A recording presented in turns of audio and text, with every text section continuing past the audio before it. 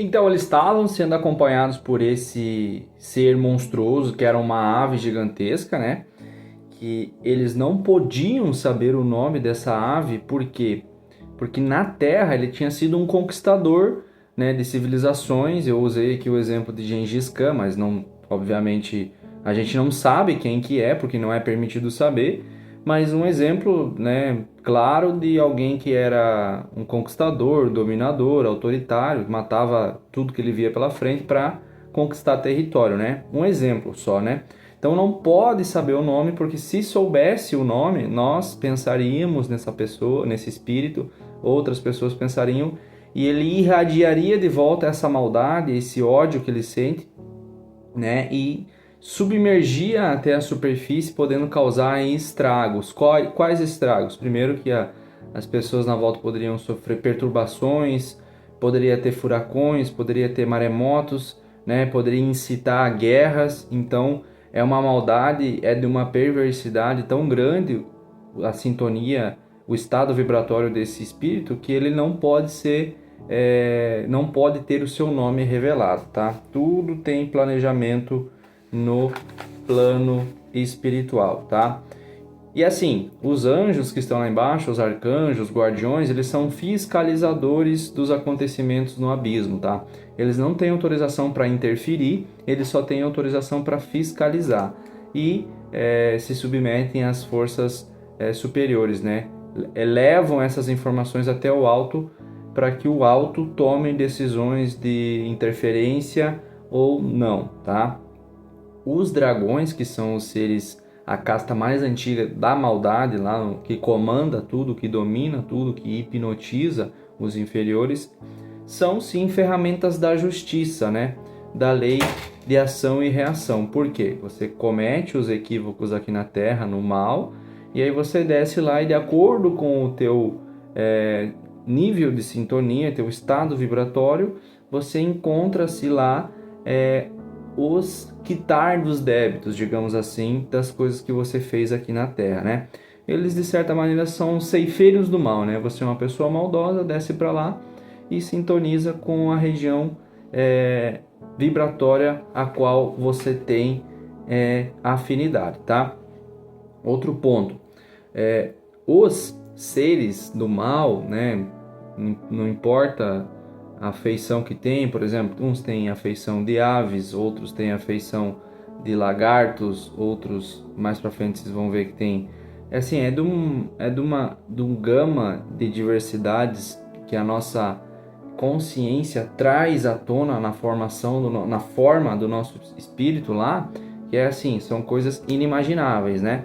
E essa ave, eu me lembro bem desse relato que ele perguntou o que eles estavam fazendo ali, né? E o anjo do abismo, Atafon, né, juntamente com Orcus e Ranieri, Atafon interferiu falando que estavam apenas explorando para obter novos conhecimentos e trazer para a Terra através dessa psicografia, né? E essa ave gigantesca, ela dizia, né, que ela era superior a todos, né, e que ela era, para ela era uma conquista ter asas, né, poder voar e observar tudo do alto, né, ter aquele tamanho descomunal que ela tinha, porque eles não admitem que estão degradando a sua forma pela maneira que estão do mal, né? Querem fazer crer que o bico, os olhos de fogo, as asas negras e os pés semi-humanos são uma conquista gloriosa e na verdade não, é uma degradação do espírito. Cada vez que ele desce, adensa o seu espírito, mais ele degrada o seu corpo espiritual até chegar à famosa segunda morte, que aí o espírito se torna um ovoide, né? Mas assim, Deus permite que esses seres eles se adaptem, né, às suas consciências para que não se desesperem mais ainda no caminho da dissolução. Então ele permite que esses espíritos possam se adaptar àquele meio ambiente lá trevoso, para que eles não entrem em desespero. Então aquele espírito tem a capacidade de voar, tem um tamanho descomunal, enxerga à noite, etc. E assim vai, né? Outro ponto, existe sim, como eu falei, uma infinidade de seres como esse, tá? E um número muito grande de departamentos no abismo, tá? Então não é apenas a parte purgatorial, existem outras partes do abismo que são divididas, subdivididas em departamentos, cada qual com o seu mandante, tá? E Dante, né, aquele famoso escritor, artista que a gente já havia comentado, ele não tinha visto, quando ele desceu lá, nem um terço do abismo, né? Só que o homem da Terra não estava preparado para esse tipo de conhecimento, não estava preparado para o que ele tinha a dizer, do que ele viu das vivências. Então, tiveram que encerrar o trabalho dele, né, de Dante, porque a humanidade não estava preparada, né, para receber esse tipo de relato, para saber esse tipo de existência que tem lá no abismo, né? Eles continuaram descendo e havia assim um calor sufocante, né, que começou a incomodar demais o Ranieri. Lembrando que Ranieri ele estava desdobrado, né, no abismo, diferente de Atafon e de Orcus, que eram espíritos já desencarnados. Atafon era um arcanjo muito mais evoluído e Orcus estava também, assim, digamos, na parte intermediária da evolução, e Ranieri era um espírito que estava encarnado, que estava recebendo essa incumbência de desdobrar. Então ele sentia mais essa pressão atmosférica, o calor do abismo, do que os outros dois espíritos, né? E cientificamente, se você for pesquisar, existem estudos científicos que falam que a cada 33 metros abaixo do solo aumenta 1 grau. O que Orcus elucidou? Que sim, isso é verdade, né? A cada 33 metros descendo abaixo da crosta aumenta 1 grau a temperatura, porém vai chegar um determinado momento que não vai ser apenas que vai diminuir essa metragem, ela diminui e passa a ser de 15 metros aumenta 1 grau. Então a cada 15 metros aumenta 1 grau. Quanto mais se desce, mais diminui o intervalo em que aumenta 1 grau. Depois de mais alguns metros é 7,5, a cada 7 metros e meio aumenta 1 grau, até chegar mais próximo do núcleo da Terra, que o calor aí derrete metais, etc, né? Mas lembrando que eu já comentei aqui que eles estão numa dimensão paralela, eles não estão embaixo da Terra, tá? Eles estão numa dimensão paralela equivalente àquela posição, àquela altura, né? Aquela profundidade da crosta terrestre, tá? E Ranieri estava caminhando e pisou num lago prateado que era, como eu falei, metais em dissolução, tá? Era cor cinzenta, chumbo, era uma massa mole, tá? E havia espíritos lá também nesse lago, sofredores, chumbados na lama, tá? E aí ele ouviu lamentos, ouviu prantos, sofrimento, dor, né? Não tem como a gente... Eles ficou extasiado, ficou assim em choque com aquela cena, porque eles estão caminhando lá e por todo lado existem espíritos sofredores, tá? Em lamentos, em prantos, né?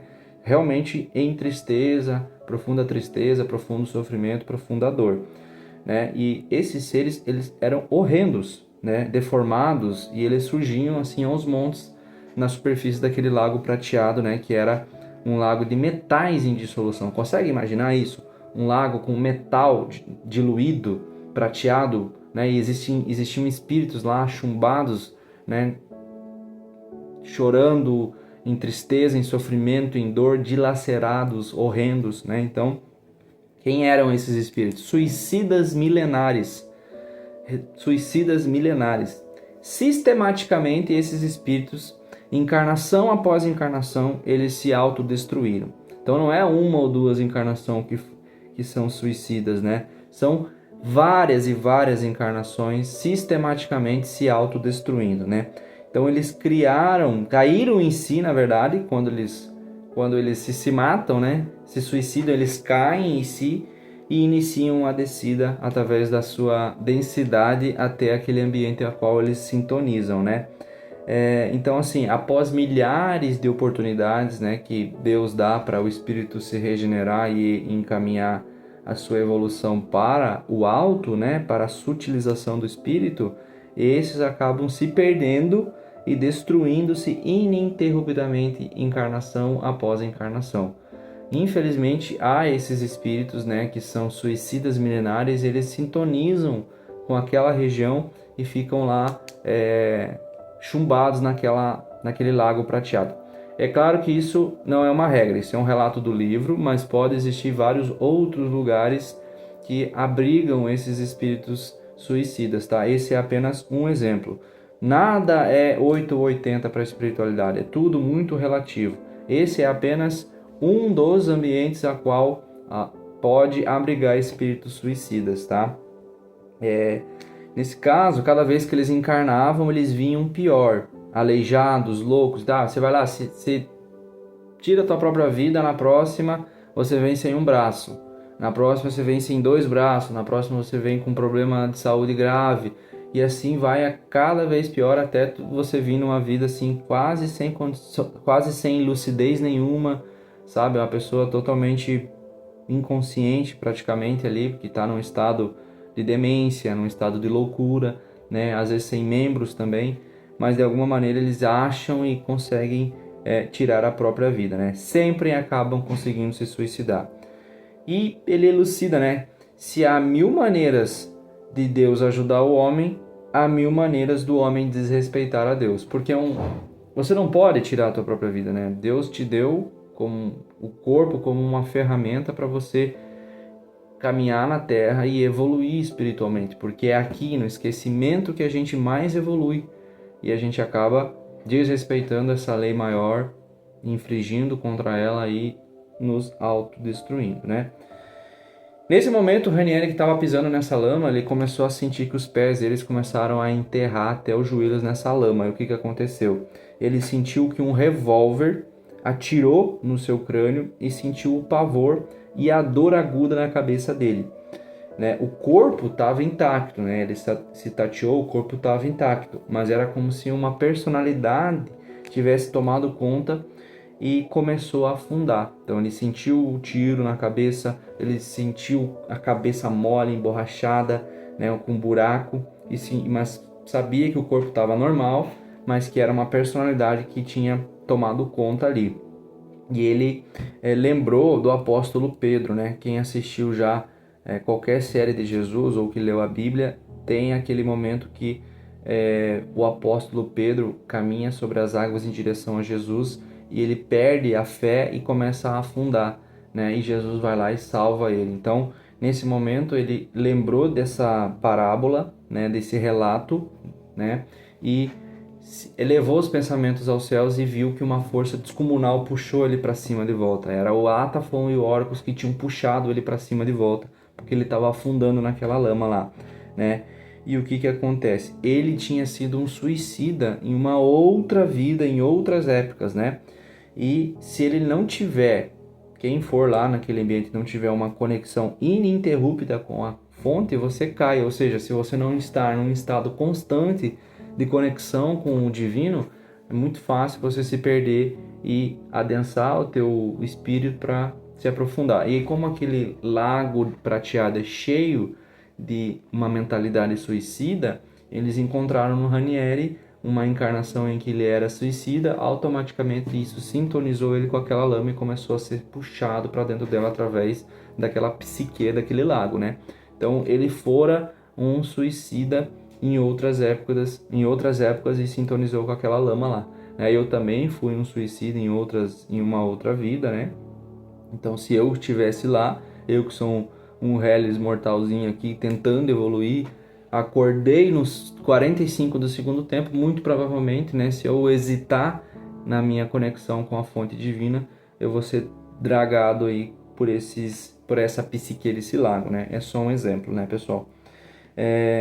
Nesse momento, Atafon e Orcus deram um acalento para ele, sempre estão ali do lado para acalentar, sempre são eles que amparam o Ranieri quando ele está passando por um momento assim de pura angústia, de puro sofrimento, né? Porque não é fácil caminhar lá, julgo que não é fácil caminhar lá, né? Um dia, quem sabe, eu tenho a autorização de ir lá e trazer mais informações para vocês, né? Mas ele, assim, toda hora é amparado, né? Como um espírito que está encarnado aqui na Terra, ainda não tem essa evolução moral para caminhar naqueles lugares lá e se manter sempre conectado com a fonte e não se perder, né? Então, ele precisa de amparo total, assim como eu, por exemplo, se eu for lá hoje, com certeza eu vou estar precisando de amparo a todo tempo, né? Porque eu ainda não tenho essa elevação moral como um arcanjo ou com um espírito orientador, né? E nesse momento Atafon pegou o Ranieri e disse, né? Vamos embora, vamos sair daqui, não se preocupe, isso aí faz parte, né? Quem de nós não passou por momentos terríveis no mundo, né? Então a gente não pode não pode esquecer que todo arcanjo, todo anjo, todo ser celestial evoluído, ele já teve os seus momentos de umbral, de abismo, né? Você primeiro tem que descer para depois subir, né? A maioria é assim, a maioria desce para depois subir. Uns descem menos, outros descem mais, né? É tudo uma questão de processos individuais, né? Cada um tem o seu processo, né? Ele fala muito disso, por que que ele fala isso? Porque não há ninguém que não tenha sofrido na Terra a desilusão e a dor. O passado, as fraquezas, elas falam da nossa glória, da nossa gloriosa regeneração. O que que isso quer dizer? Que o nosso passado, ele é necessário, as sombras são necessárias porque elas mostram da onde a gente veio e o que que a gente precisou passar para entender a lei do Pai Maior, para entender para onde a gente está indo, né? Porque a nossa vida espiritual, ela é também baseada em sombra e a gente não volta para o passado, a gente é diferente justamente por conta do nosso passado, porque a gente já pisou em solo lamacento, a gente já foi uma dessas criaturas aí horrendas, todas desfiguradas e embrutecidas, enrijecidas no mal. Hoje nós estamos na fenda da escala evolutiva para se aproximar cada vez mais do nosso Pai Celestial, né? Mas um dia a gente já pisou lá. Não uma nem duas, mas várias vezes, né?